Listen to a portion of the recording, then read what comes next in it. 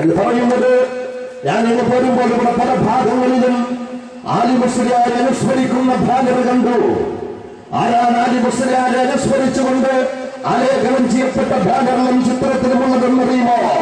എന്റെ ജില്ലക്കാരനായ, എറണാകുളം ജില്ലക്കാരനായ, അത് എന്റെ നാട്ടിലുള്ള മൂവാറ്റുപുഴയിലുള്ള ഇലാഹിയ കോളേജിന്റെ പ്രൊഫസറായിരുന്ന ബുദ്ധിമാനായ ഈ രാജ്യത്തിന്റെ മർദ്ദിത പക്ഷത്തിന് വേണ്ടി ക്രിയാത്മകമായി ഇടപെട്ടുകൊണ്ട് പ്രവർത്തിച്ചു പോരുന്ന ഒരറിയപ്പെടുന്ന പ്രബുദ്ധ പ്രവർത്തകനായ സോഷ്യൽ ഡെമോക്രാറ്റിക് പാർട്ടി ഓഫ് ഇന്ത്യയുടെ പ്രബുദ്ധരായ പ്രവർത്തകൻ പ്രൊഫസർ അനസിന്റെ ആ കത്തോട് അനുസ്മരിച്ചുകൊണ്ടാണ് ഞാൻ പറയുന്നത്.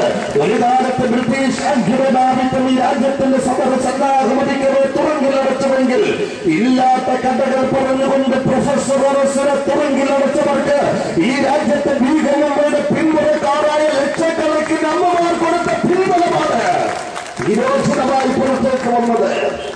ഒരു കാര്യം ഞാൻ സാന്ദർഭികമായി രാഷ്ട്രീയ വിഷയങ്ങളിലേക്ക് നടക്കുന്നതിന് മുമ്പ് ഒരു കാര്യം കൊണ്ട് എന്റെ പ്രിയപ്പെട്ടവർ ഞാൻ ഓർമ്മപ്പെടുത്തുന്നു. അനസിനെ അങ്ങ് തൃശൂർ വിയൂർ ജയിലിലേക്ക് കയ്യാമച്ച് കൊണ്ടുപോയ പോലീസ് ഒരു കുറ്റവാളിയെ കൊണ്ടുപോകുന്നത് പോലെ എഡ്യൂക്കേറ്റഡായ ഒരു കോളേജ് പ്രൊഫസറായ അനസിനെ ഇന്നലെ കോടതി പറഞ്ഞുവല്ലോ, നിരപരാധിയായ അനസിനെ തുറങ്കിലടക്കാൻ തീരുമാനിച്ച് കയ്യാമച്ച് കൊണ്ടുപോയ പോലീസ് ആ അനസിനെ കൊണ്ടുവന്നു. എങ്ങനെയെന്നറിയുമോ? സത്യപ്രതിജ്ഞയ്ക്ക് വേണ്ടി അനസിനെ കൊണ്ടുവരുമ്പോൾ എസ്ഡിപിയുടെ ഉത്തരവാദിത്തപ്പെട്ട പ്രവർത്തകർ ഞാൻ അതിന് സാക്ഷ്യം വഹിച്ചു. കയ്യാവും വെച്ച് ധിക്കാരത്തോടെ കൊണ്ടുപോയ പോലീസുകാർ, അതേ സ്ഥലം പോലീസിന്റെ ഉന്നത ഉദ്യോഗസ്ഥർ വിനീത വിധേയരായി അനസെന്ന് പറയുന്ന ആയിരങ്ങൾ വോട്ട് ചെയ്ത് നേതാവായി തെരഞ്ഞെടുക്കപ്പെട്ടവർ കൂട്ടുകൈകളോടെ നിൽക്കുന്ന കേരളത്തിന് സാക്ഷ്യം വഹിച്ചു. എന്താതിന്റെ കാരണം? അനസിന്റെ നിശ്ചയദാർഢ്യമാണ്.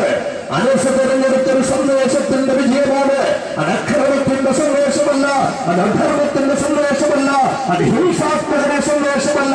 ജനാധിപത്യ ഇന്ത്യയുടെ സാമൂഹ്യ നീതിക്ക് വേണ്ടി ജീവൻ കൊടുക്കാൻ തീരുമാനിച്ച ഒരു നവരാഷ്ട്രീയ പ്രസ്ഥാനത്തിന്റെ സന്ദേശമാണ് അനസിനെ രാജകുമാരനാക്കി തീർത്തത്.